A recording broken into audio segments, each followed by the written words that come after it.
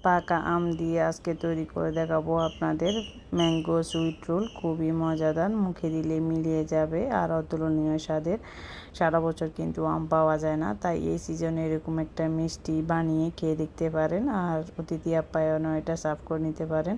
আসসালামু আলাইকুম everyone, welcome back to my channel. আজকে আপনাদের তৈরি করে দেখাবো ম্যাঙ্গো সুইট রোল রেসিপি। তো এর জন্য লাগবে আমাদের প্রথমে চিনি। পুরা আমার ইনগ্রিডিয়েন্টসের মধ্যে 1 কাপ চিনি লাগবে।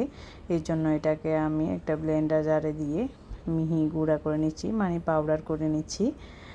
তো এটা গুঁড়া করা হয়ে গেছে। এবার আমি এটাকে এক সাইডে রেখে এবার আমি এখানে আম নিয়েছি 2টা, এটাকে কেটে ছোট ছোট পিস করে নিয়েছি। এটাকে আমি ব্লেন্ডার করে নেব, মিহি একটা পেস্ট তৈরি হবে। তো পেস্টগুলো আমি একটু ছেঁকে নিচ্ছি যাতে অতিরিক্ত আঁশ থাকে, এটা ফেলে দেওয়ার জন্য, যাতে পরবর্তী কাটার সময় আমরা আঁশগুলো বিরক্ত না করে।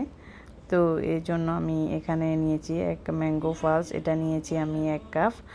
তো এটার মধ্যে দিয়ে দিচ্ছি 1/2 কাপ যে চিনি গুঁড়া, আর দিয়ে দিচ্ছি ডেসিকেটেড কোকোনাট, যেটা বাজারে কিনলে পাওয়া যায়, সুপার শপে পেয়ে যাবেন। এটা দিয়ে দিচ্ছি 1/2 কাপ, আর দিয়ে দিচ্ছি সামান্য 1 চিমটি এলাচের গুঁড়া।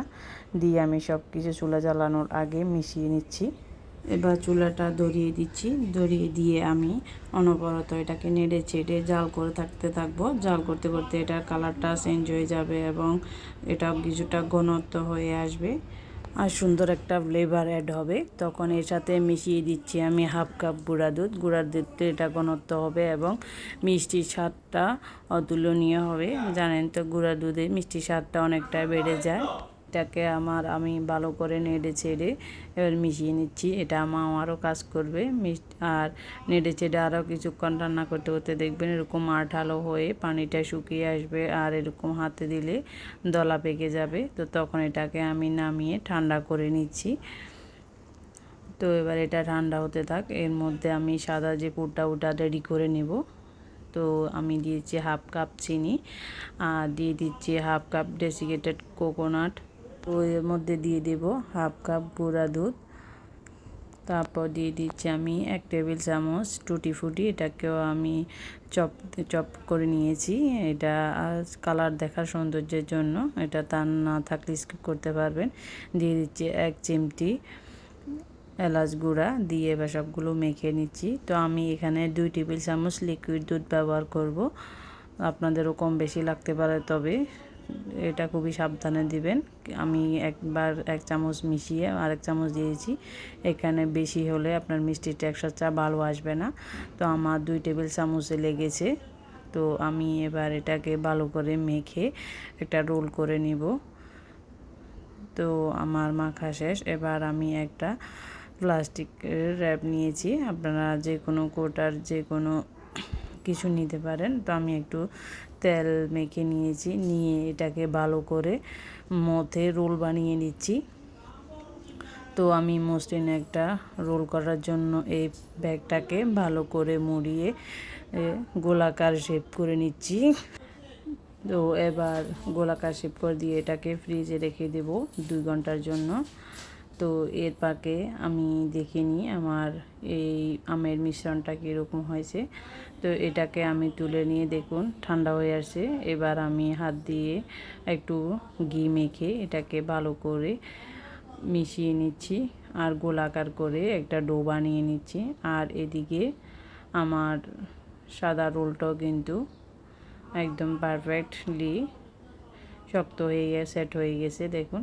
তো এবার এটাকেও আমি এই পলি ব্যাগের উপর দিয়ে হাত দিয়ে একটু চ্যাপটা করে নিচ্ছি, যেহেতু এটা আটালো মিশ্রণ।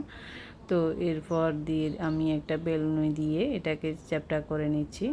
তো আমি কেটে সমান করে নিচ্ছি, নিয়ে এবার এর মধ্যে রোলটা দিয়ে সিল করে নেব।